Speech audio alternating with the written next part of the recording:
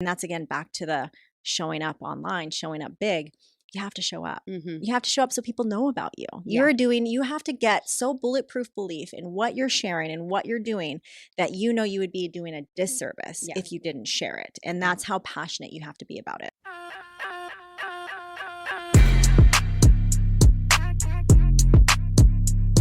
What's up, and welcome back to the Scale Your Sales podcast. I am your host and your soon-to-be podcast BFF, Jillian Murphy. If you are absolutely exhausted of hearing the same podcast that only leaves you feeling motivated and just a bunch of fluff, well, you have absolutely landed on the right podcast today. In this episode, we are going to talk about the most important skill you need to generate your business, and that is sales.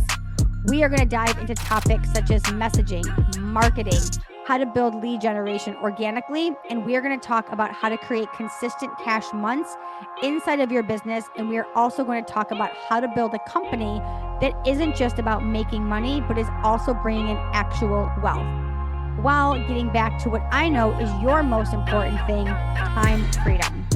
Now, I am here for real talk, real advice, straightforward tip, and no BS.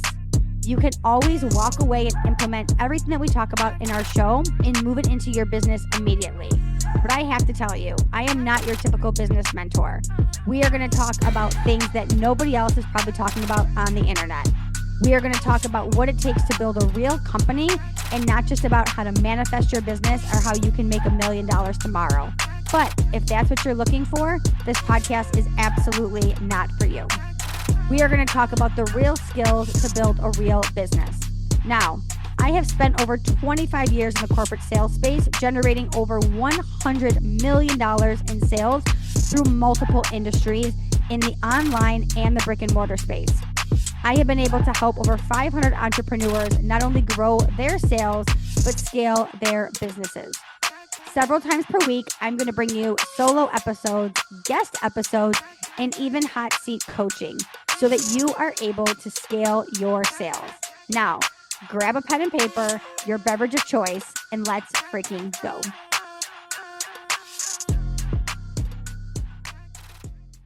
All right, I am so excited to have you here today, Felicia. Thank you so much for coming to the pod.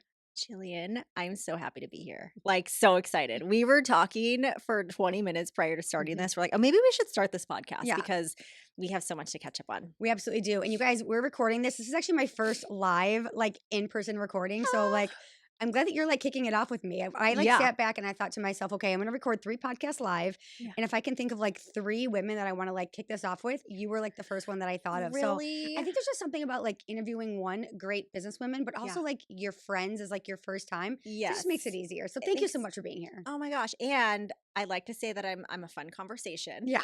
And so I'm so happy to be here. And I have a podcast too. So it's when you have 2 podcasters who love talking and have a lot to share and experience, the conversation can go anywhere. So yeah. I'm excited. So I was actually talking about this today on my Instagram stories, and I feel all 3 of the podcasts are going to kind of start with this. Mm-hmm. The importance of just putting yourself out there and actually making a big ask. So I actually slid into your DMs when I moved out to Scottsdale and basically was I want to be your friend. I remember, if you remember that conversation, but that is actually how we actually are here today. And now I've come into your rooms, you've come into my rooms, we've come onto each other's podcasts. And I think people don't understand the power of just making those big asks. So let's just start with what that means. So good. And I'm glad that you bring that up because I think for a lot of people, women especially, we are terrified to make the big ask because we already are creating this assumption in our brain that oh, they don't want any more friends, or who am I, or immediate imposter syndrome. I know I felt that many times when I've reached out to women Lori Harder, hey, I want to do a live podcast. Do you want to be a guest? And I've also gotten no's. For sure. So I think there's that anticipation. I think for a lot of women, they don't even want to put themselves out there because they almost don't want to even feel the rejection if it does happen. Yeah.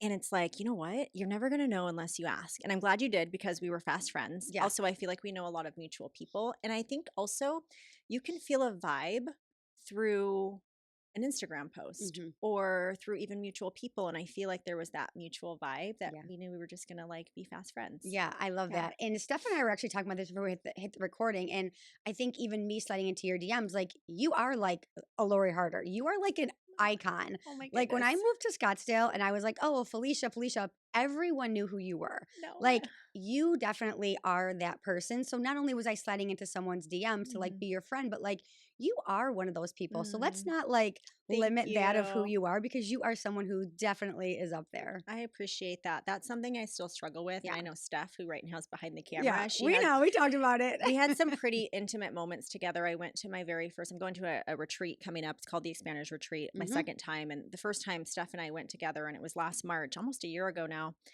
And I can't tell you what I felt so just not good enough. And Hmm. I think no matter what how others view you, it's like what is most important is how you view yourself. Yeah. And not that I need the constant affirmation, but I think it's pretty normal sometimes to feel like, oh my gosh, I don't belong in this room, Hmm. or maybe even discount the things that you've done. I think sometimes too, I look back at my career in fitness, and since it was so long ago, I don't want to keep reliving the past of my past successes. It's like Hmm. I want to create new things, but also my past is what got me here as well. And so like there's that fine balance, kind of like what Lori Harder mentioned. We had been on a podcast and we talked about like how we used to use a lot of what we did physically with our bodies Hmm. for validation Yeah. through like magazine covers or competitions. And if I wasn't getting those things, Hmm. I didn't feel good enough. It's like that's all I had to offer. Yeah. So there's been a lot of personal growth on that end to see myself Hmm. in a like a brighter light, Hmm. and to be okay with that. Hmm. And so, and not to dim that. I think I used to also go into speaking engagements or even places like a retreat where there were a lot of women doing big things. And I used to want to dim my light. Like Hmm. you wouldn't catch me in these orange boots. Hmm. I was Which like, are fire, by the way. thank you. I would like, I'm wearing like the fitness wear and just Mhm. kind of downplaying what I was looking like just so that I didn't cause any, any attention to myself. And I don't know why I did that. And Mhm. so, like, thinking about it now, it's like, no, I want to show up in a big way, and it's who I am, it's my Mhm. personality. Yeah. And I love that. So the women who are listening right now to this show and they're like, okay, I am dimming my light, or maybe I'm holding on to like being a fitness competitor or a validation in my corporate life. What are some of the things that you did to kind of like start to get there? So Mm, now you're not like walking into a room and being like, oh, I'm Felicia, the girl on the fitness magazines, but I'm just Felicia, yeah. the epic human. Yeah. Ooh, that's such a good question. Well, first, you can't compare Yeah. yourself to anyone else, Hmm. because I think the moment you start comparing yourself from a place of envy or hierarchy or jealousy, I think you're already setting yourself up for failure. Hmm. So it's really truly owning your own authenticity. Hmm. And I'll even take it back to like wearing the fitness wear. Hmm. Like I like to be comfortable. Hmm. So how could I take the comfort of what I want to be, because I like wearing tennies. But can I spice them up a little Yeah. bit? Can I wear like the flashy tennies with like the cute blazer and the Hmm. cute like onesie? Because right now I'm wearing an Yeah. aloe onesie. This is a workout outfit, Literally. but I have a blazer over it, Hmm. right? So it's like, can you still adopt those things that make you you, Hmm. but do it in a big way that you, Yeah. and again, I think I heard maybe Lindsay say this at a conference, one of her powerhouse women events, is like the fear is loud Hmm. and the faith is a whisper, Yeah. right? And you're going to continue to hear that whisper the more that you deny yourself Hmm. who you really are, Hmm. like showing up in a big way. You're going to keep hearing, gosh, I really want to do that. I really want to do that. And the fear will be so loud. A lot of times the fear is in the passenger seat, sometimes even guiding the direction of your life. And you have to keep leaning into the faith, because it's going to get louder and louder Hmm. until you can't handle it anymore. And you're going to have to show up. Yeah, and it is showing up like in who you absolutely are, right? Yeah. If I was to show up you guys today in an aloe workout outfit and these fire orange boots and a blazer, like I wouldn't feel like me Yeah. because that's not how I actually dress, right? Yeah. One of my outfits for today for the live podcast recording is actually a Chicago Bulls jersey and Air Force Ones and like a black Yes. skirt because that's me. I'm assuming if Felicia put that on and went out to work today, she would probably look fire, but it wouldn't feel like her. Yeah. And that's the importance, I think, especially in the online space. Like showing up who you are Mhm. is going to make you so magnetic. So I Yeah. love that we're actually like talking about that. Same. And Yeah. I think style and your own personal style is Yes, so it important. is. It's one of the things that I'm actually really working on elevating, Mm-hmm. because it is important to Mm-hmm. me, and so that's something that I've been actively, really pursuing this last year, and just looking at different styles and leaning into different things and trying new things. Mm-hmm. And yeah, it's been a lot of fun. Yeah. So on your Instagram, it says Mhm. like you are your next expander. Yeah. So what makes that your superpower? Oh, have you ever okay, so that's a great question. Have you ever reached out to 3 or 4 of your close girlfriends Hmm. and asked them to reflect back of what they see in you for them? I haven't, but I feel like I need to do this now. It is so fun. Okay. So I've done that where I've reached out to my girlfriends, and I think Annette, our mutual friend Yeah. Annette, had maybe even started this, but like basically texting your girlfriend and asking, "Hey, what do you see in me? Hmm.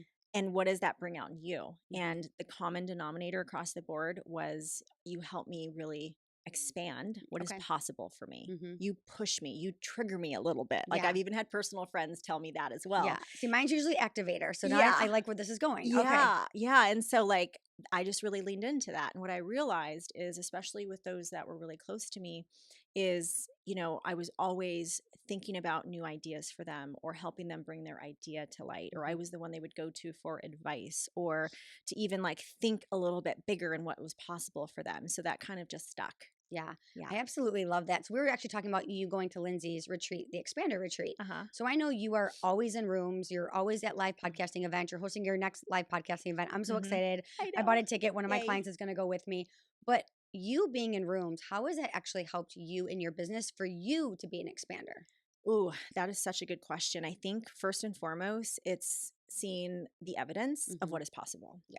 Like for many people, and this is where I think, and I don't know if you believe in manifestation or if it's still something. I know for a lot of people, it's like, oh, like I want to manifest that. But I think it goes a little bit deeper. I think for manifestation, this is where people get it wrong. They have to see it to believe it. Yeah. Whereas in order to manifest, you have to believe it first Hmm. to see it, Hmm. right? And so being in the rooms, I think for a lot of people who need the evidence, Hmm. need the logic behind a lot of things, Hmm. it helps bring that. Like, Hmm. wow, you're just a normal human being, you're a normal woman, and you created $100,000 month. Like, Hmm. how did you do this? Yeah. And I think being in the rooms gives you access Hmm. to that, access to those networks, Yeah. access to like, hey, tell me how you did that. Hmm. Like that's incredible. Yeah. And you get the ideas of what you can implement into your business. Hmm. And so I'm all about that. It's like having that access to I don't really want to use the word pick a brain because Right. we all paid to be there Yeah. for many of us, but like it's really getting access and they're a lot more open to share. Yeah. So, yeah. It's so true. And I think I talk about this all the time too. Like people go into rooms, whether it's masterminds, whether it's live events, any of those things, Mhm. and it's the ROI of something. But I think the ROR, the return on relationship, is so much more important. My third podcast guest today that's Yeah. coming in, I would have never met her or had the experience to meet her if I wasn't in a room and then she was actually a speaker. Yeah. And then we became like I had a conversation with her and then Yeah. slid into her DMs and like that's what happened. And it's like maybe I didn't get something out of that event investment wise, but it's Yeah. like that was a relationship that started. And then today now Mhm. she's coming on the podcast. So it's like Love I don't that. think people actually understand like the power in like you've spent the time, you've been in the rooms and Mhm. that's where the relationships happen. That's why you can reach out and be like, "Hey, do you want to come on my podcast? You want to do a Mhm. live podcast with me?" And I don't think people realize that. They just see people doing these really big things and they think Yeah. it's just like luck, but like it's really not. Like we've paid to play Yes. to be in these rooms and to have these people in our lives now. Absolutely. And we're intentional. 100%. The intentionality behind it is goes far deeper than just showing up. It's like you also have to level up your Yes. own personal self. Yeah. And you mentioned relationships, what I'm doing now and the income that I'm making in different avenues of life, I have multiple streams of income, has been solely because of the person that I've been, the brand that I've built the last 15, 20 years. So now people are paying me not for my time, but for my Yeah. experience behind what I've built. And the money and the relationships that I've made are literally funding my life. That's how I make my revenue, my income, because Mhm. of the relationships Yeah. and the belief and trust that they have in me because of my long standing success in a certain industry. So, yeah. And I even call that like back in the day, it's like you're planting the seeds. Mhm. It's planting the seeds. And now I'm like eating and eating the fruit now, Yeah. the last few years. So it's been really nice. I actually just talked about that this week in my Infinity program. I was like, all of you right now are just laying seeds. Yeah. That's all you're doing. So, like, Hmm. calm down, Hmm. slow down, know that you're all doing it, whether you're on a podcast this week or you're in a networking call this week or Hmm. you're having a conversation this week. Like, you're just laying seeds. So, I love that you actually talked about that. I also want you guys to hear what she just said in case you didn't rewind. 15 years that you've been doing this, and now you're Mhm. reaping some of those relationships now. And Mhm. you've been doing the same industry for 15 years. So Mhm. it's not like you were this like overnight success. Mhm. Not that you just like all of a sudden did this. Like you've been doing this for 15 years. Yeah. So let's talk about that for the Yeah. women right now and men listening to the podcast Mhm. that have posted 10 times on social media or Yeah. have launched one time and they're looking to be, a millionaire overnight. Like, what is your thought on that? Ooh, that's a great question because I feel like, and this brings me back to I was in a room once and the woman was like, "Oh, I'm just not doing what I want to do." And I remember it was actually Lindsay and Lori's podcast. They're like, "Okay, well, how long Yeah. have you been doing this? I I, don't know. Were you in the room?" yeah. And she's like, "Just a few A few months." months. And And they were all Lindsay and like Lori were just like, gasping. "What?" Now, I want to just say this. The success that I've experienced over the last 15, 20 years has not been linear. Yeah. I've had Same. amazing years and I've had years where there was, I was in a valley, Yeah. even financially. Yeah. Like 9 years ago, I had my car repossessed in front of a gym that I owned Hmm. because my gym was making profit, but my personal finances suffered. And I think that's sometimes the caveat for a lot of people who are in the online space, seeing a lot of these amazing creators and people doing big things. You're like, oh my gosh, this person had $1 million year, but little did they know they spent 900,000 on ads. They can They're barely pay their team. right. And Yep. so like I think I'm all for honesty. And Me that's too. why I'm so glad, things are shifting and people are being a lot more honest about what they're doing online, or at least I hope they are. Yeah. But as far as the success in the last 15, 20 years, it has been an up and down journey. And I wouldn't have traded for the world. I've never had a regular job, like Yeah. a W-2, like 9 to 5 kind of job. I sort of took a bet on myself in my early 20s and I just made it work, kind of in that natural hustler, Hmm. scrappy. But what I say to that woman who is like made her 10 posts and like, "Oh my gosh, nothing is working." You have to truly enjoy what you're Yeah. doing. There's not going to be perfect days though. Like Yeah. there's going to be days where you're like, "Why am I doing this?" Yeah. But you have to at the end of the day know your why behind what you're doing. Yeah. And like for instance, if you were to ask me tomorrow, "Hey, can you speak on this stage on this subject?" I can do that. Same. I can do that. Yeah. Like, and so like think about what it is that you are an expert in. Hmm. What do you feel like an authority in? Hmm. And just keep going. And that's again back to the showing up online, showing up big. You have to show up. Hmm. You have to show up so people know about you. Yeah. You have to get so bulletproof belief in what you're sharing and what you're doing that you would be doing a disservice Yeah. if you didn't share it. And Yeah. that's how passionate you have to be about it. It's so true. I just made a reel today. I didn't post it yet, but I made a reel today and it's like, don't ask me why you haven't made millions. Don't ask me how to scale your business. Don't ask me how to build an empire if you're not willing to do the most basic shit. Yes. If you're not showing up consistently, if you're Mm-hmm. not willing to get on your social media stories, Mm-hmm. if you're too concerned about what your brother thinks on it, like we're never going to get there. So I love that you actually talked about that. Yeah, you have to. You have to. And you're right. I think sometimes too people forget because the women that I work with are sort of kind of stuck at that low six figures Yep. and haven't been able to kind of scale upon that. And it's not the strategy, is No. what I tell them. It's not Yeah. like what they're doing on their socials. It's usually that block of either success or failure, but also they forget what got them there in the first place. Mm-hmm. They think they need this like crazy funnel. Yep. They need this, and I had to learn the hard way Yep. as well from this, but like they need to like up level everything and do all of these things. Actually, no, you just have to continue doing the basic things that got you to where you were in the first place. Yeah. But now maybe think about it a little bit differently, Yeah. go about it a little bit differently, maybe hold yourself in a little bit different regard. But we don't completely dismiss all the things that got you there in the first place, which No. are the basic things. They're literally the most basic Emails, things. networking, social media, having a simple sales Yep. system on social media. Like it can be very simple. And I Yeah. know you do things simply as well. It's so simple. People Yeah. are like blown away when they see the business that we run and then like what I'm actually doing behind the scenes. They're Yeah. like, you don't have a big team. I'm like, I have one executive assistant. Yeah. They're like, you don't have like a super fancy funnel or an email system. I'm like, literally, no. You guys, I talk to people, I solve their problems, I invite them to a networking call or a Mhm. conversion event, and then we sell them. Like, Yeah. and we just rinse and repeat. Yeah. And we've been doing this for 3+ years. Like, I don't need to create something different because we already know what works. Like, Right. success leaves clues. Yeah. So you don't need to keep reinventing the wheel. Yeah. That's all you need to do. Absolutely. And what I love about you, because I know we've had, I've hosted some things, at my home, and some of those women end up like hiring you. And what I love about that is because one of the things that you do and when you show up online is what you're doing. Thank you. You also like embody it. Mhm. There's no question that Mhm. you could help me scale my business. Mhm. And so I think that's that bulletproof belief of what you have and that authority that you lean into, Mm-hmm. that's where a lot of women get stuck too, Mm-hmm. because right before they post or before they share something, they second guess themselves. Totally. They overthink. Yep. And one of the quickest ways I feel that is stalling your next level success, there's three things. You're overthinking, Mm-hmm. you're not making decisive Yep. decisions, and you're comparing Mm-hmm. yourself to others, and you don't have boundaries.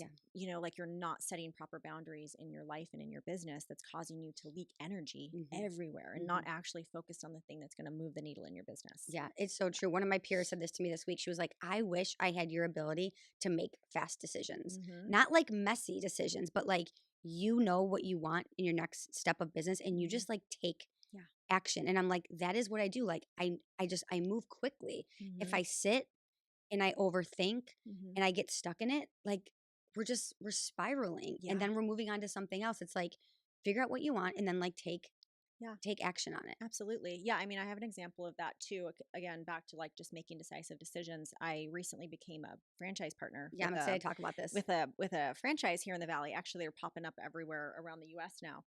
And, they were sort of stalling. They were stale. Their members were stale. Like nothing was happening. They were losing members. They were losing money. And so I had come in September, late September, early October, and I had to make fast decisions Mhm. to get the company to start moving around energy and Mhm. to get more positive energy. And within a month, Mhm. we had signed up almost 50 It's members. incredible. And before they were getting like 5, 6 members a month, Yeah. right? All because I decided, and I wasn't rocket science. I'm No. not like reinventing the wheel. Yeah.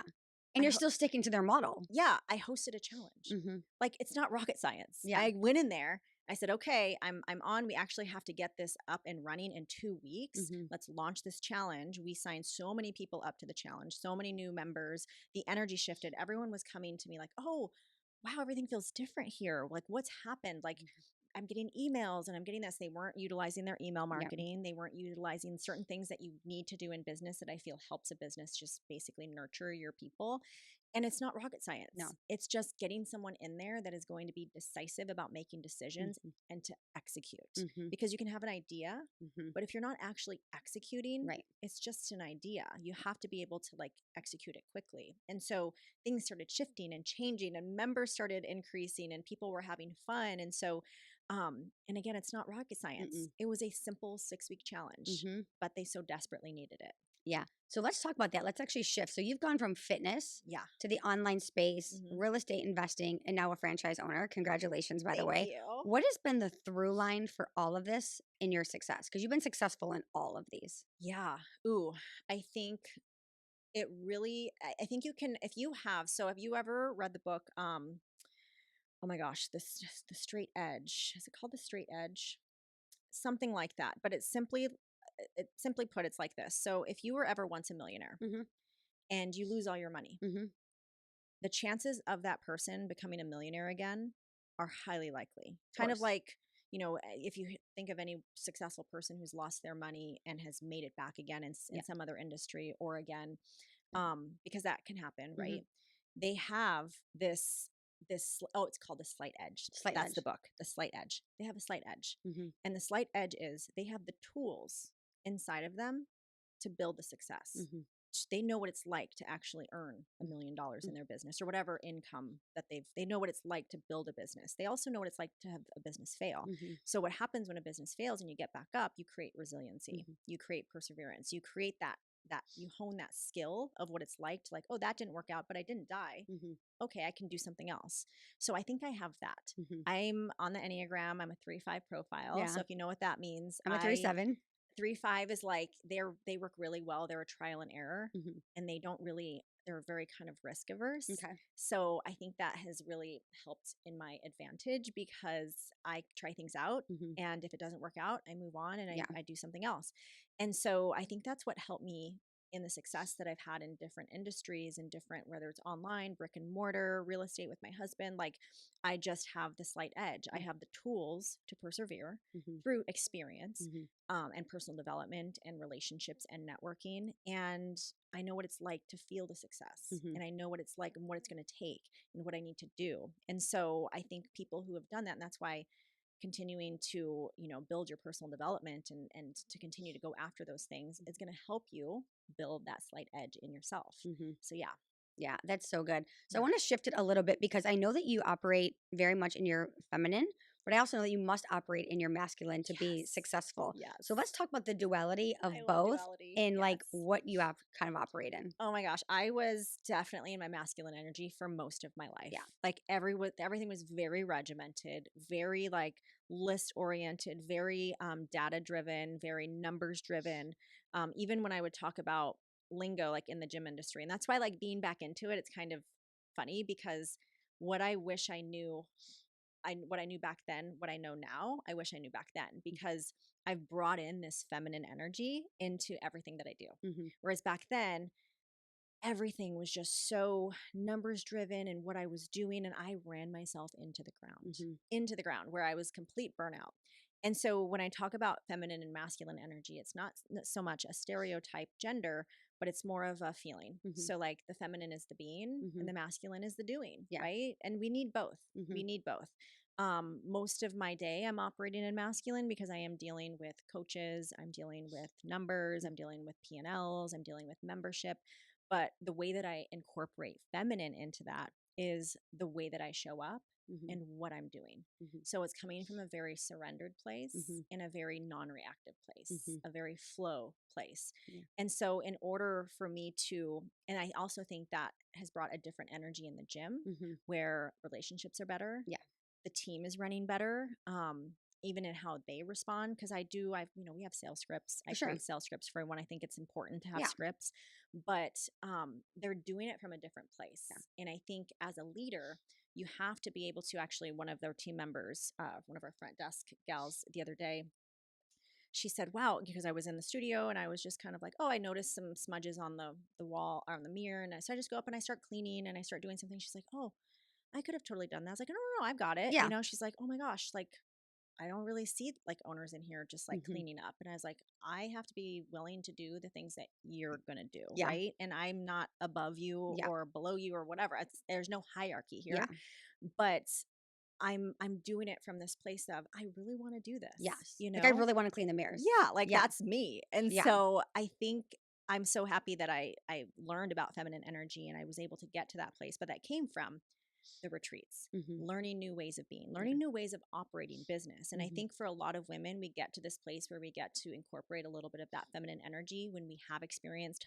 toxic hustle culture, Mm-hmm. when we have experienced burnout, when we have experienced, wow, I don't really like what I've built. Yeah. Something needs to change. Yeah. I don't know if you remember, it was such an interesting case study, and I talked about her in some of my master classes. But do you remember when do you know Vanessa Lau? Yeah. So she's a big YouTube star, Yeah. making millions and millions on YouTube. Yep. She had launched a mastermind called Supermind. Yep. And I actually applied to it. So I applied, put in my deposit, and then I got a sales call. And Mm-hmm. so when I showed up on the sales call, it was her. I was like, oh, okay. I didn't You expect expect to to be see her. her. Yeah. Yeah, I was like, I was gonna be one of her like A team. salespeople. Yeah. And so we talk, and it was like a good 45 minutes. She's breaking down the mastermind. It was a year-long mastermind, like a 30K investment. And, after talking with her, I just didn't think it was for me. It was really based on, it was a lot of YouTube stuff. I wanted to learn that stuff, but I just didn't feel like it was a right fit For for sure. me. And then a couple weeks after that, she ended up basically posting that she's going on a sabbatical and Mm-hmm. she's shutting everything down. Mm-hmm. Her mastermind, she's refunding money, she's closing her YouTube, she's not making any more videos, like nothing. Nothing. And, when she talked about it, and she was gone for a year, Yeah. she's back and she's creative and she's doing other things. But it's really interesting because she said that everything she was doing, she thought she had to do, Yeah. continuing to build a bigger team, Mm-hmm. which would have bigger profits, Yeah. continuing to do more and do all of these things. And she's just like realized what I created was not mine. Yeah. It was what she felt she was, like feeling pressured to do society based, like just, you got to do more, you got to build more, you got to have bigger income months. And she just wanted to burn it all down. Yeah. And she went on a year-long sabbatical and traveled with her guy and did all these things. And so I think that sometimes happens. Mm-hmm. And I've Totally. been seeing this last few years Mm-hmm. with high achieving women burning their business Yeah. to the ground Mm-hmm. and starting anew. Mm-hmm. And I think sometimes we get to that place, not that everybody has to go through this suffering, but because I don't think suffering is sort of like that precursor to success. No. Like it can be different. But I think for a lot of women, they experience that. Yeah. And that's what allows them to then start really leaning into their body, leaning into their intuition, leaning into what feels good. Now, is business always going to feel good? No, that's not what I'm saying.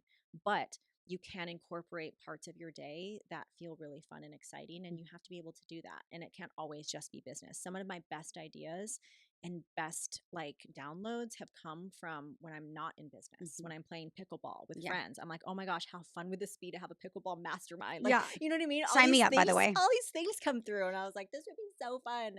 And like have come when I'm at my retreats or I'm, having dinner with girlfriends. Like sometimes we just need that reset. Yeah. You said something earlier, and I want people to hear this in case they don't know what this is. Explain the difference between the being and the doing.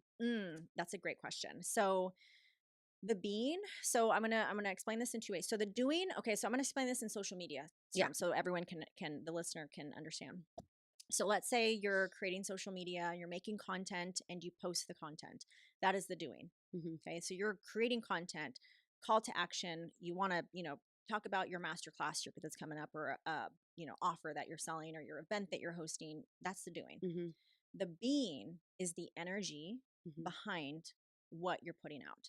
So there's a different kind of energy, and you probably have experienced this. So think about women that you follow, men that you follow online, and what draws you to them. Like, what's the magnetism? What's that? Yeah, what's magnetizing? What is that magnetic energy? What is like causing you to stop and like listen to what they're saying? And what I've noticed is the being is the embodiment of who you are. And so it's the energy and the intention behind the post. And you can feel it. You can feel when someone is selling you something, and you can feel the authenticity behind it. Just like when I follow you, I'm like, gosh, Jillian knows sales. Thank you. She is so embodied in it. And she doesn't second guess herself. There's no like, and then there's some energy where it feels very forced. You feel like something feels a little off here.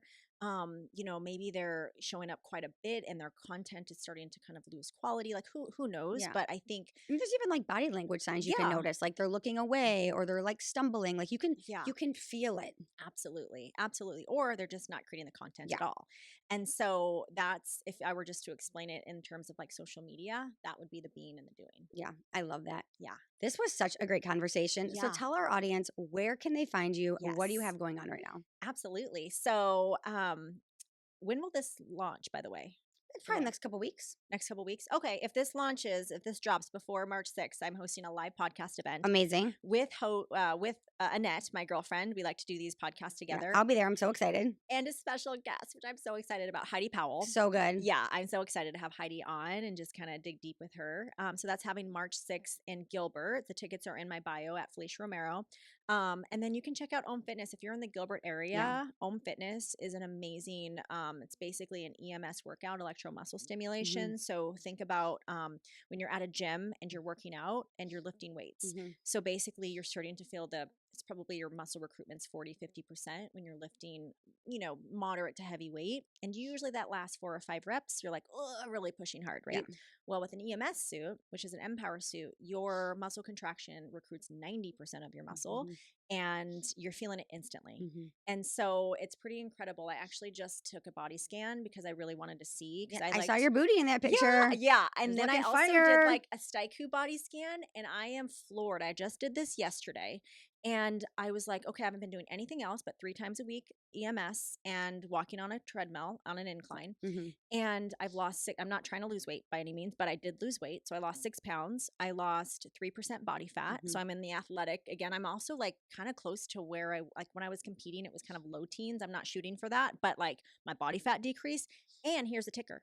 I built muscle. 3% muscle. That's incredible. With only doing EMS. Yeah. And so I was floored. I mean, I wasn't surprised, but I was surprised. I was like, oh, because I wasn't really going for anything. I was just like making this part of my routine. I love my body. I'm not like, it's always room for improvement, but I wasn't like actively trying to lose weight. And so I'm pretty floored. Yeah. And the reason I love the workout too is for a lot of women who are over 40, the high impact training just doesn't work anymore. No, we can't do it anymore. Yeah, it's like the I'm cortisol. 46, you can't do it anymore. Yeah, cortisol levels increase, inflammation. If anything, I noticed when I did a lot of HIIT, my body did the opposite of what I wanted it to do. Yep, 100%. So this is kind of like that sweet spot. So a lot of ladies over 40 has been seeing incredible results with it, or at least using it as a supplemental to what they're already doing. I love this. Yeah. Felicia, thank you so much for being here. You guys, thank you for listening. Go over, check out Felicia, and you guys, happy selling. Thank you so much for tuning into the Scale Your Sales podcast. If today's episode has you fired up, would you do me a huge favor and leave a review over on Apple or Spotify podcast? Or, of course, you can always take a screenshot and share it on your social media. That is the way we grow this show, and so that other people can absolutely learn how to grow their sales as well. I am on a mission to change the mindset of sales. I want people to freaking love sales, because the reality is sales is the foundation of everything you do. It's how your business generates revenue consistently. So remember, keep showing up and being unapologetic about selling, because once you fall in love with selling, the sky is absolutely the limit. Until next time, happy selling, and my DMs are always open. I can't wait to get to know you better.